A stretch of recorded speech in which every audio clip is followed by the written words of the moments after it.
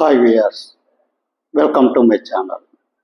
ఈరోజు మనం ఈ మధ్య గత 4-5 నెలలుగా షేర్ మార్కెట్ తీవ్రమైన ఒడిదుడుకులు ఎదుర్కొంటుంది. దీనికి కారణాలు ఏంటి, కొంచెం ఆ విషయం గురించి ఈ వీడియోలో చర్చిద్దాం. ఇక్కడ మనం ఒక విషయం పరిశీలిద్దాం. 2019లో సెన్సెక్స్ దాదాపు 35,000-36,000 రేంజ్లో స్టార్ట్ అయింది. ఈరోజు 2024 సెప్టెంబర్ వచ్చేటప్పటికి దాదాపు 86,000 రూపాయల దగ్గర 86,000 పాయింట్స్ దగ్గర ట్రేడ్ అవుతుంది. అంటే దాదాపు 5 సంవత్సరాల్లో 50,000 పాయింట్లు సెన్సెక్స్ పెరగడం జరిగింది. ఇక్కడ మనం ఒక బేస్ పాయింట్ ఏంటంటే, సెన్సెక్స్ వాల్యూస్ అంటే కార్పొరేట్ కంపెనీల షేర్ వాల్యూలు జనరల్గా ఎప్పుడు పెరుగుతాయి? ఒకే ఒక రీజన్, దానికి కార్పొరేట్ వాల్యూలకి వచ్చే లాభాలు పెరిగితే షేర్ వాల్యూ పెరుగుతుంది, లేదంటే ఫ్యూచర్లో మార్కెట్లు బాగుంటాయి అనే నమ్మకం ఇన్వెస్టర్లో ఉన్న షేర్ వాల్యూ పెరుగుతాయి. అంటే బేసికల్గా లాభాలు పెరిగితేనే షేర్ వాల్యూలు పెరిగి సెన్సెక్స్ వాల్యూ పెరుగుతుంది. ఇక్కడ గత 5 సంవత్సరాల్లో నిజంగా భారతదేశ ప్రజలు వస్తువుల్ని బాగా కొని వాటి వల్ల కార్పొరేట్ లాభాలు పెరిగి జరగడం జరిగితే అది నిజంగా దేశానికి మంచిదే. కానీ అది జరిగిందా అంటే ప్రస్తుతం అలా జరగలేదు.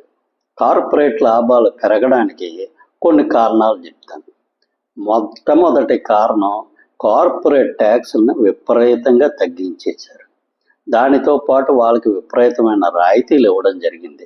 2019 తర్వాత భారీ ఎత్తున దాదాపు 10% కార్పొరేట్ ట్యాక్స్ తగ్గించారు.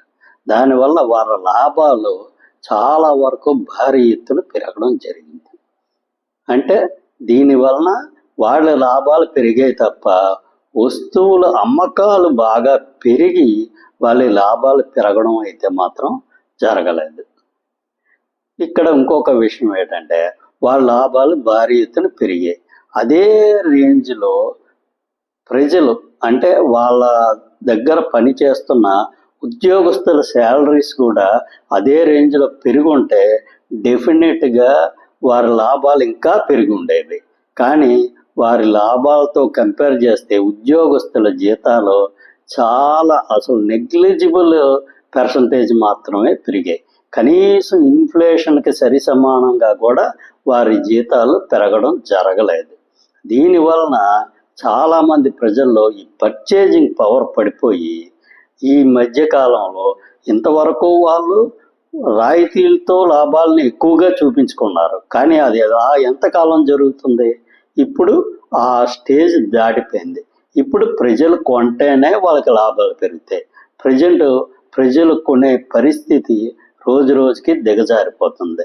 దానివల్ల కార్పొరేట్లకి ఈ మధ్యకాలంలో వచ్చే లాభాల పర్సంటేజ్ అనేది తగ్గిపోతూ వస్తుంది. ఇక రెండవ కారణం, ఎంప్లాయీస్ మిషనరీకి సంబంధించి సమర్థవంతంగా అవి పనిచేసేటట్టు చూసుకొని ప్రొడక్టివిటీ పెంచుకొని లాభాలు పెంచుకోవడం. కానీ అలా జరుగుతుందా అంటే దీని విషయంలో 100% గ్యారంటీ ఇవ్వలేం.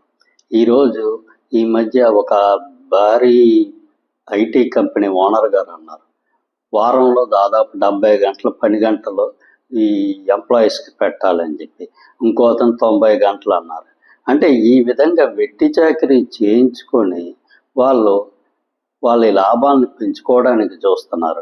కాకపోతే ఇక్కడ దురదృష్టకరమైన విషయం ఏంటంటే, వాళ్ళందరూ చెప్తారు మన దేశం అంతరాలు అంటే డబ్బున్న వాళ్ళకి డబ్బు లేని వాళ్ళకి మధ్య అంతరాలు విపరీతంగా పెరిగిపోతున్నాయి అంటారు. దానికి కారణం ఎవరు?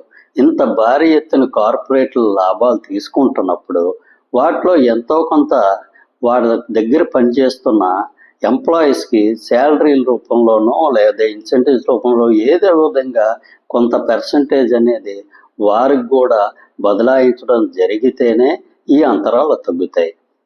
ఇప్పుడేమో 75 గంటలు అంటారు, 100 గంటలు అంటారు. ఈరోజు ప్రజలకి ఉద్యోగం అవసరం కాబట్టి చేస్తున్నారు. ఈరోజు దాదాపు 2 వ్యక్తులు చేసే పని ఒకరి చేత చేయించడం జరుగుతుంది.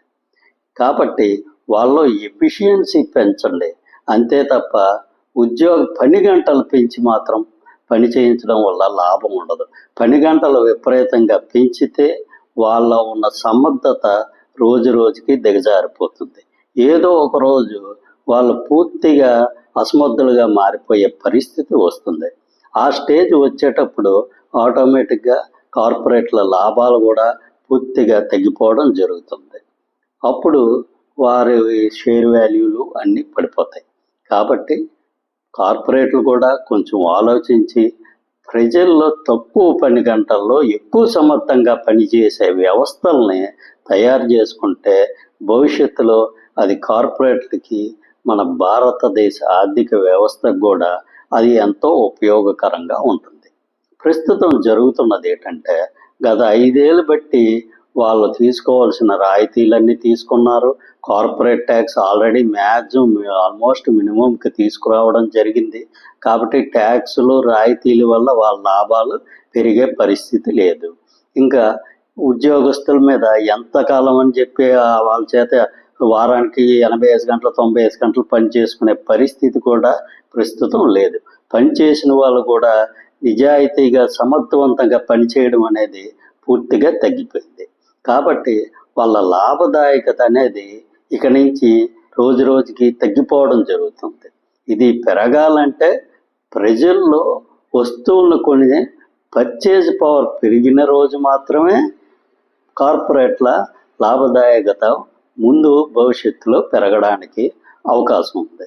కాబట్టి ప్రస్తుతం 1 or 2 years వరకు ఈ లాభదాయకత పర్సంటేజ్ అనేది తగ్గుతూ ఉండడానికే అవకాశం ఎంతైనా ఉంది. కాబట్టి వచ్చే 1 or 2 years వరకు షేర్ మార్కెట్లు చాలా వోలటైల్గా, అంటే చాలా ఒడుకుదుడుకులు గ్యారంటీగా పెరుగుతాయని చెప్పి మనం చెప్పలేం. ఒక విధంగా ప్రపంచంలో మనం ఫాస్టెస్ట్ జీడిపిలో ఎక్కువ పర్సంటేజ్ డెవలప్మెంట్ ఉన్న కంట్రీ అయితే అయ్యి ఉండొచ్చు. కానీ దానివలన సామాన్య ప్రజలకి పెద్దగా ఉపయోగపడేది ఏమీ లేదు. మనం దాదాపు డబుల్ డిజిట్ జీడిపి గ్రోత్ చూపించగలిగితేనే ఈరోజు మన వ్యవస్థల్లోని, మన ప్రజల్లోని ఆర్థికంగా ముందడుగు వేసే అవకాశం ఉంటుంది. కాబట్టి 5-6%తో మనం భారీ ఎత్తున ఉద్యోగాలు సృష్టించడం అయితే చాలా కష్టం.